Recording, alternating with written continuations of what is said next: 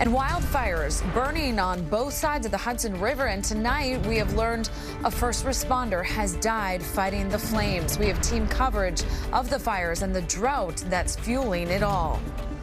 Good evening. I'm Natalie Duddridge. Jessica Moore is off tonight. It's been an active day right across the tri-state with crews trying to get a handle on multiple wildfires from Passaic County in New Jersey to Dutchess and Orange counties in the Hudson Valley. The Tinder dry conditions and strong winds are making conditions challenging for crews. And we have team coverage tonight. Alecia Reid is in New Jersey, where a person responding to a brush fire has died. And Derick is in Brooklyn with a look at how the fires are affecting our air quality. But let's begin with meteorologist Vanessa Murdock, who has the latest on our yellow alert and that poor air quality. Vanessa. Yeah, it's a sad situation out there. That is why we've issued a yellow alert. It's in play until midnight Monday morning. Poor air quality will continue as wildfire smoke fills the air for so many of us. The air quality index is anticipated to be between 90 and 200 plus. 200 plus is where we landed earlier this evening in the city as smoke filled the air. I'm happy to report the conditions have improved somewhat. We're at an air quality index of 124 on a scale of 0 to 500, but it is still unhealthy for sensitive groups. And keep in mind, this is just the city. Elsewhere, conditions are worse as a result of the numerous fires burning around the region. This gives you a sense of just how widespread fire activity is today. But the most impactful for our air quality has been the Jennings Creek wildfire. The smoke continues to spread generally to the south from this fire. The northerly winds pushing the smoke in that direction. At this moment in time, we see the heaviest smoke as a result of the Jennings Creek wildfire impacting Monmouth and Ocean counties. As we roll into your Sunday, that impact will shift as the winds shift. Your future forecast here for the smoke brings it more northerly into Orange County tomorrow, and then eventually moving to the northeast, spreading from not just Orange, but into Putnam, northern Westchester, Dutchess counties as well. We will await the rainfall tomorrow night to finally put a squash to this air quality alert, again in effect through 12 a.m. We're going to talk more about the rain rolling in and how it could help just somewhat in my full first alert forecast. Natalie, back to you. Okay, Vanessa, thank you. Yes, we really need it. And more now on that wildfire in our area that has turned deadly. A first responder died while fighting the Jennings Creek wildfire in Greenwood Lake. As Alecia Reid reports, that fire has now burned 2,000 acres and there has been 0% containment. Cell phone video shows how scarily close neighbors were able to get to the Jennings Creek wildfire in Greenwood Lakes. One of the responding rangers died Saturday after a tree fell and landed on him.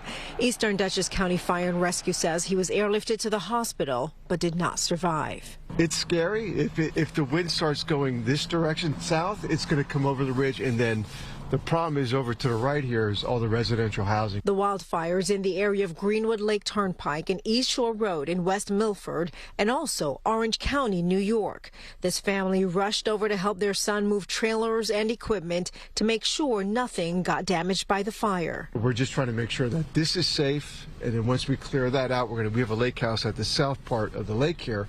We're going to go down there and make sure that that part is safe as well. Hiking trails in Long Pond Ironworks State Park and Tranquility Ridge are closed until further notice. Fire officials say a significant amount of rain is needed to give firefighters some reprieve. They've tended to 400 New Jersey wildfires in the last month and 40 in the last 24 hours. We're not talking, a rain shower or something. We're talking inches of rain, a nice, slow, steady rain that can penetrate the ground, because right now the ground's so hard that you get a heavy shower or something, it's just going to run off the ground. For those wondering if they should stay or leave, we're going to continue to work with our first responders to make sure that you are protected.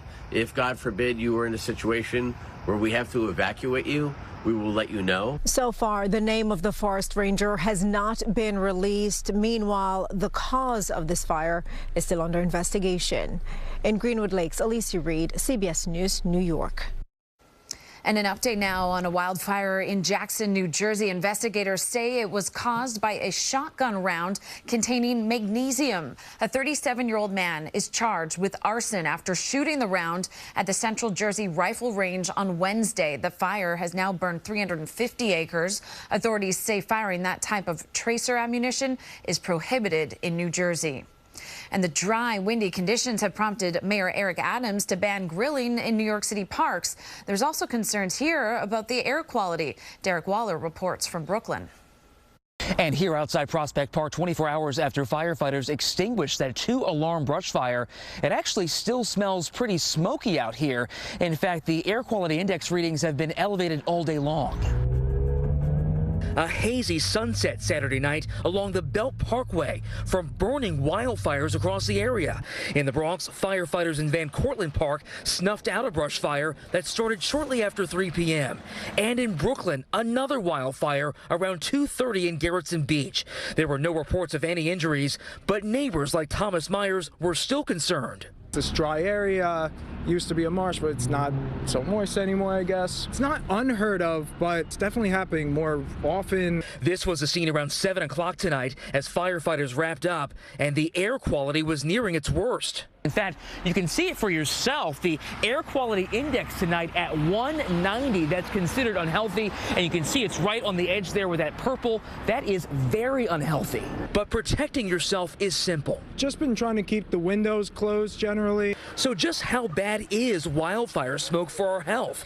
I asked Dr. Anthony Saleh, a pulmonologist at New York Presbyterian Brooklyn Methodist, to break it down. Anyone who has a lung ailment, these fires can really be devastating. It can really make someone get very sick very quickly. Now, that's not to say that normal, healthy people may not get sick, but they're much less at risk. And Dr. Saleh also says that anytime we've got these elevated air quality readings, it's a good idea to consider wearing a high-quality mask if you've got to spend a significant amount of time outside. In Park Slope, Derick Waller, CBS News, New York. And in Connecticut, Governor Ned Lamont declared a Stage 2 drought advisory for the entire state. A Stage 2 advisory is meant to alert residents that an emerging drought event could potentially impact water supplies, agriculture, or natural ecosystems. Residents and businesses in Connecticut are encouraged to minimize overall water use and follow any conservation requests issued by local authorities and to shut down automatic outdoor irrigation. And stay with CBS News New York for the latest on these dangerously dry conditions and brush fires burning in our area. You can get updates anytime on our website, cbsnewyork.com.